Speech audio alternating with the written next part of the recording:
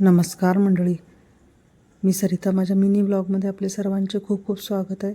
तर महाळाचे जेवण माझे सुरू होते. 2 भाज्या, गवारी आणि भेंडी झाली होती. आता तिसरी भाजी मेथीची मी फोडणी टाकण्यासाठी तेलामध्ये मिरची, लसूण, जिरे टाकून घेतले होते.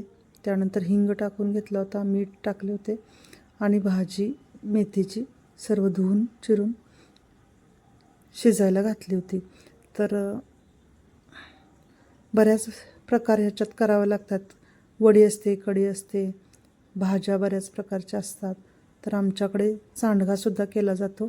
तर मेथीची भाजी शिजत ठेवली आणि सांडग्यासाठी एका कढईमध्ये दुसऱ्या 2 चमचे तेल घातले. त्यामध्ये जिरे मोहरी घालून कांदा घातला बारीक चिरलेला. त्यानंतर तो सर्व भाजून घेतला. त्यामध्ये हळद, सांडगे घातले. हळद, धने, जिरे पूड घालून मस्त सांडगा तयार केला.